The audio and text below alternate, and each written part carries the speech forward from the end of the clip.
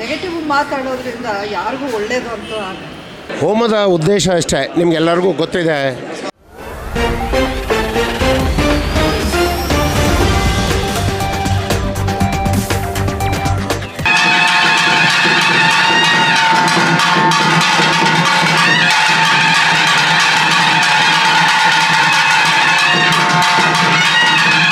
ಹೋಮದ ಉದ್ದೇಶ ಅಷ್ಟೇ, ನಿಮಗೆಲ್ಲರಿಗೂ ಗೊತ್ತಿದೆ.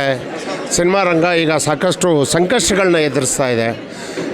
ಕೆಲಸಗಳಿಲ್ಲ ಯಾರಿಗೂ, ಪ್ರೊಡಕ್ಷನ್ ಹೌಸಸ್ ತುಂಬ ಕಡಿಮೆ ಆಗಿಬಿಟ್ಟಿದೆ. ಹೊಸ ಸಿನಿಮಾಗಳು ಬಿಡುಗಡೆ ಆದ್ರೂ ಚಿತ್ರಮಂದಿರಕ್ಕೆ ಪ್ರೇಕ್ಷಕರು ಬರ್ತಾಯಿಲ್ಲ. ಈ ಥರ ಅನೇಕ ಸಮಸ್ಯೆಗಳನ್ನ ಚಿತ್ರರಂಗ ಇವತ್ತು ಎದುರಿಸ್ತಾ ಇದೆ. ಸೊ ಈ ಕಷ್ಟಗಳ ನಿವಾರಣೆ ಆಗಬೇಕು ಅಂತಂದರೆ, ಯಾಕಂದರೆ ಈ ಚಿತ್ರರಂಗನೇ ನಂಬಿ ದುಡಿತಕ್ಕಂಥ ಸಾವಿರಾರು ಕುಟುಂಬಗಳು ಬೆಂಗಳೂರಲ್ಲಿದೆ. ಸಾವಿರಾರು ಜನಕ್ಕೆ ಕೆಲಸ ಇಲ್ಲ, ಇದು ಬಿಟ್ಟರೆ ಅವ್ರಿಗೆ ಬೇರೆ ಏನೂ ಗೊತ್ತಿಲ್ಲ. ಈ ನಿಟ್ಟಿನಲ್ಲಿ ಕೆಲಸ ಕಾರ್ಯಗಳಿದೆ, ಜನ ತುಂಬ ಒದ್ದಾಡ್ತಾ ಇದ್ದಾರೆ. ಟೆಕ್ನಿಷಿಯನ್ಸ್ ಇರ್ಬೋದು, ಪ್ರೊಡಕ್ಷನ್ ಹೌಸ್ಗಳಿರ್ಬೋದು, ಅಥವಾ ಪ್ರೊಡಕ್ಷನ್ ಬಾಯ್ಸು, ಡ್ರೈವರ್ಸು, ಎಲ್ರಿಗೂ ಕಷ್ಟ ಆಗಿದೆ. ಸೊ ಈಗ ಇನ್ನೊಂದೇನಂದರೆ ಕಲಾವಿದರಿಗೂ ಕಷ್ಟ ಆಗಿದೆ. ಎಲ್ಲೂ ಸಿನಿಮಾಗಳು ಪ್ರೊಡಕ್ಷನ್ ಆಗ್ತಾಯಿಲ್ಲ.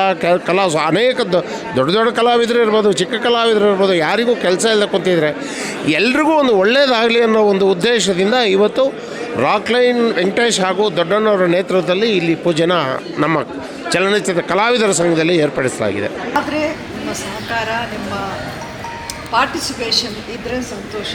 ಇಲ್ಲ ಅಂದರೆ ಸುಮ್ಮನೆ ಆದರೂ ಇದ್ದು ಓಕೆ. ಅದು ನೆಗೆಟಿವ್ ಮಾತಾಡೋದ್ರಿಂದ ಯಾರಿಗೂ ಒಳ್ಳೇದು ಅಂತ ಆಗಲ್ಲ. ಇವತ್ತು ಎಲ್ಲ ಇಲ್ಲಿರೋದು ಚಿತ್ರರಂಗದಲ್ಲಿ ಕಷ್ಟಪಟ್ಟು ಏನೆಲ್ಲ ಅವ್ರದ್ದು ಕಾಂಟ್ರಿಬ್ಯೂಷನ್ ಇದೆ, ಅವರ ಪರವಾಗಿ ಒಂದು ಪ್ರಯತ್ನ ಅಷ್ಟೇ.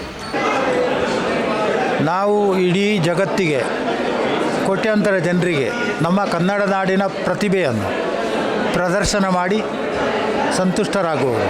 ಆ ಪ್ರದರ್ಶನ ಮಾಡಿದಾದಾಗ ಅದಕ್ಕೆ ಯಾವುದೇ ಬೆಲೆ ಇಲ್ಲದೆ ಆಗಿ ಅದಕ್ಕೆ ತೊಂದರೆ ಬಂದರೆ ಅದು ನಮಗೆ ನಷ್ಟ.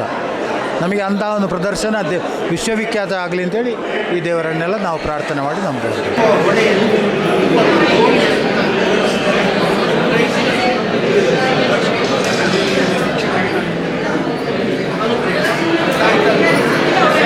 ನಮ್ಮ ಈ ವಿಡಿಯೋ ನಿಮಗೆ ಇಷ್ಟ ಆದಲ್ಲಿ ಲೈಕ್ ಮಾಡಿ, ಶೇರ್ ಮಾಡಿ, ಕಮೆಂಟ್ ಮಾಡಿ ಮತ್ತೆ ಸಬ್ಸ್ಕ್ರೈಬ್ ಮಾಡಿ.